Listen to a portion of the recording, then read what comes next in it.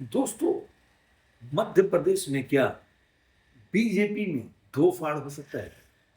ये पहली बार ऐसी घटना जो बीजेपी में देखने को मध्य प्रदेश में मिल रहा है, वो बहुत ही बीजेपी के लिए बड़ा सेटबैक है। और जो खबरें हैं, वो कहीं से भी अच्छी नहीं है बीजेपी की। अगर बीजेपी इसको सीरियस नहीं लेती है, तो उसके लिए आने वाले दिन बहुत ही एक नए चीज का ट्रेंड अपनी पार्टी में, जो कि कांग्रेस में या अन्य पार्टियों में देखने को मिलता है जब सत्ता जाती है।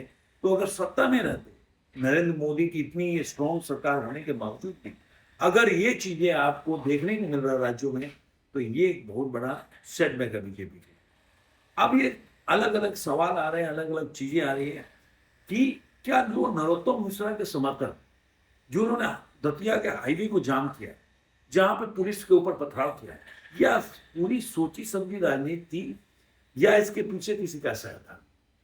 अब कई लोग बोलते हैं कि नरोत्तम मिश्रा के ऊपर जो अमित शाह गृह मंत्री हैं, उनका हाथ है, या उनके बहुत नजदीकी बताया है। ये कहीं से हमेशा न्यूज में बना रहता है, लेकिन अगर ऐसी बात है तो एक सवाल ये भी उठता है, क्या फिर नरोत्तम मिश्रा का कोई टिकट काट सकता है? जो व्यक्ति अमित शाह का इतना करीबी हो, अमित शाह का गुड बॉय हो, और उसका टिकट बीजेपी में कट जाए, ये सोचने वाली बात है। तो आज थोड़ा इन चीजों पे हम डिस्कस करेंगे, प्रकाश डालेंगे, आखिर क्या है इस सब के पीछे का। पहले एक बात बता दूं आपको कि जो जो नरोत्तम मिश्रा है, वो पहले डाबरा से चुनाव लड़ते थे यहाँ पे, और आपने देखा होगा शिवराज सिंह चौहान में वो शिक्षा मंत्री भी रहे, काफी उनके मंत्रालय उनके हाथ में रही है। और राजेंद्र भारती ने नरोत्तम मिश्रा को पिछली बार जो दिल्ली उनको हरा दिया था। बाद में वो दतिया में शिफ्ट हुए, दतिया से उन्होंने चुनाव लड़ा वहां पे, और वहां पे दतिया से पिछली बार चुनाव लड़ने के बाद हार गए थे, और उनको हराने वाला कांग्रेस के राजेंद्र भारती ने उनको चुनाव में हरा दिया, करीब 8,000 मतों से हराया था। और इसी समय अवधेश नायक करके बंदे हैं, वो बीजेपी के संग के काफी बड़े पुराने हैं, और बीजेपी के काफी बड़े एक टाइम में लीडर थे मध्य प्रदेश में। लेकिन वो नरोत्तम मिश्रा के कार्यप्रणाली इनके दोनों में आपस में बनती नहीं थी, इसलिए नरोत्तम मिश्रा की वजह से वो छोड़कर कांग्रेस में चले गए। अब जो 90s के दौर में ये पहले डाबरा का चुनाव लड़ते थे, अब दातिया में शिफ्ट हुए। अब इस बार क्या हुआ कि जो राजेंद्र भारती हैं कांग्रेस के, उनके ऊपर दिल्ली के हाई कोर्ट में एक मामला आया जिसमें 3 साल की सजा है, जिसकी वजह से वहां पे बाई इलेक्शन हो रहा है। और वो समय अभी आप देखेंगे तो नरोत्तम मिश्रा खुद प्रचार भी कर रहे थे, हर जगह जा जाके बता रहे थे, सोशल मीडिया पे डाल भी रहे थे, वहां के यहाँ प्रचार करने गया, यहाँ लोगों से मिला, ये सब बता रहे थे। लेकिन आप देखने को मिलेगा कि वहां पे उसके बाद जब वहां पे टिकट के अनाउंसमेंट हुआ, तो वहां से आशुतोष तिवारी जो है बीजेपी से वहां टिकट दिया। अब यहाँ पे एक बड़ा खेल हो गया। नरोत्तम मिश्रा अगर मान लीजिए किसी और को टिकट दिया जाता, तो शायद नरोत्तम मिश्रा जो थे वो ब्राह्मण के कार्ड उनके समर्थक को खेल सकते थे, या जो लोग भी सोशल मीडिया पे हैं वो लोग एक नैरेटिव बनाने का प्रयास करते थे, या जो फेक अकाउंट लेके कांग्रेस में हो किसी और पार्टी में हो, वो ब्राह्मण कार्ड खेल के देखो बीजेपी में ब्राह्मणों की कोई इज्जत नहीं है, ये नैरेटिव को बनाया जा सकता था। लेकिन ऐसा हुआ नहीं। इसका वजह ये है कि नरोत्तम मिश्रा के टिकट काटने के बाद आशुतोष तिवारी जो कि ब्राह्मण खुद है, उनको टिकट दिया गया। लेकिन ये चीज जो है नरोत्तम मिश्रा को जमाया। आप देखे होंगे नरोत्तम मिश्रा जो है हमेशा से अपने बयानों की वजह से चर्चाओं में रहे। फिल्म पे चर्चा हो, चाहे सलोनी लियोनी के बयान हो, या आपने देखा होगा पद्मावत पे उनको कुछ बोलना हो, इस तरह की शाहरुख खान के गाना फिल्म आई थी पठान, उसमें एक बेशरम रंग गाना है, उस पर कुछ स्टेटमेंट हो, तो इस तरह के स्टेटमेंट से चर्चा में बने रहे। और यही वजह है कि एक बार प्रधानमंत्री मोदी ने भी एक रैली में बोला था, इवेंट में बोला था कि कई लोग को होता है कि हमारे मंत्री लोग भी फिल्मों में अपना कमेंट करते रहते हैं, तो वो शायद मुझे लगता है कि प्रधानमंत्री मोदी को ये सब पसंद नहीं है। और यही वजह है कि नरोत्तम मिश्रा, जब मोहन यादव, जब शिवराज सिंह चौहान को सेंटर में लाया गया, उनको कृषि मंत्री बनाया गया, तो शायद नरोत्तम मिश्रा ये सोच रहे थे या उनके समर्थक इनको मुख्यमंत्री बनाया जाए, क्योंकि उसके बाद सबसे बड़ा पावरफुल लीडर वही अपने को समझते थे या लोग के समर्थक मानते थे। अब वो है या नहीं वो अलग तो बात है। लेकिन बीजेपी का ये चीज है कि बीजेपी ने पहले से ही जज कर दिया कि नरोत्तम मिश्रा प्रेशर प्रैक्टिस करते हैं, और यही वजह है कि जो नरोत्तम मिश्रा है हमेशा से अपना प्रेशर जगा के और वो काम करने का प्रयास करते हैं। लेकिन इस बार उनकी ये प्रैक्टिस चलेगी, और मैं यही बोलता हूँ कि जो लोग भी बोल रहे हैं कि वो अमित शाह के बहुत करीबी हैं, अमित शाह के बहुत करीबी हैं, अमित शाह प्रधानमंत्री में बन नहीं रहा है, ये सब बेकार ख्याली पुलाव। अगर अमित शाह की अगर करीबी होते तो आप मान सकते हैं कि अमित शाह के करीबी का कोई टिकट कट जाए, ये पॉसिबल ही नहीं। तो आप मान के चलिए नरोत्तम मिश्रा का खुद का मुझे कई बार लगता है कि उनके समर्थकों के द्वारा ये खुद बनाया हुआ एक, बोल सकते हैं कि एक नैरेटिव हो सकता है कि वो बहुत ज्यादा, और इसीलिए वो इतनी कई बार बीजेपी के जो एक डिसिप्लिन है, अनुशासन है, उसकी सीमाओं को लांघ के वापस बाहर चले जाते हैं। और बीजेपी में आज के टाइम में ये चीजें पसंद है।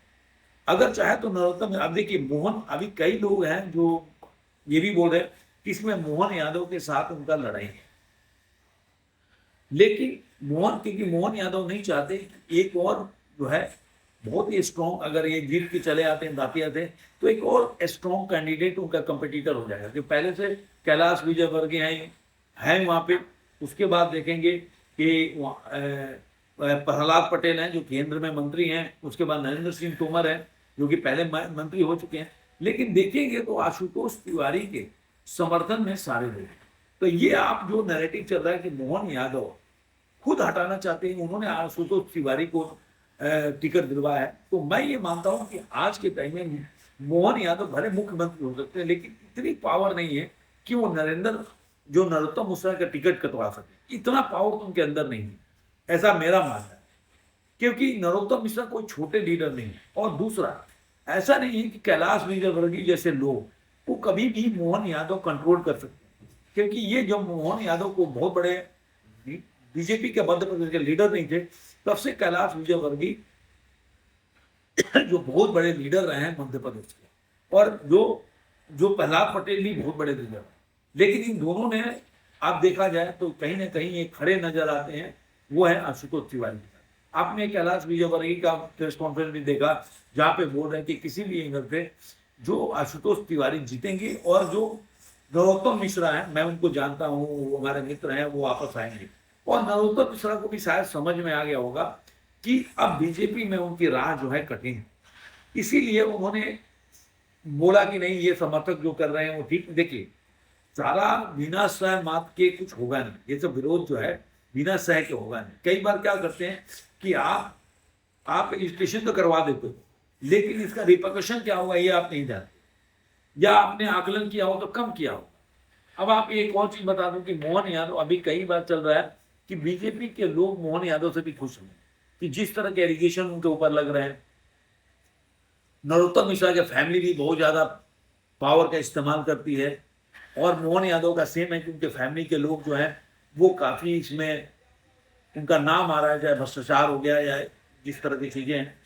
तो जैसे भरत यादव समाजवादी पार्टी में है, भाई रामेश्वर यादव संघ परिवार में जो है, उनके जो नजदीकी लोग हैं वो लोग हैं, इसीलिए ये भी एलिगेशन लगाते हैं कि समाजवादी पार्टी ने जो मोहन यादव को उनके जमीन के जो जो चीजें विस्फोट चल रहा था उस पर उनका सपोर्ट इसलिए किया क्योंकि जो रामेश्वर यादव हैं संघ के, उनके भाई भरत यादव समाजवादी पार्टी के हैं, जो कोषाध्यक्ष पता नहीं वहां के यूएन के कुछ है।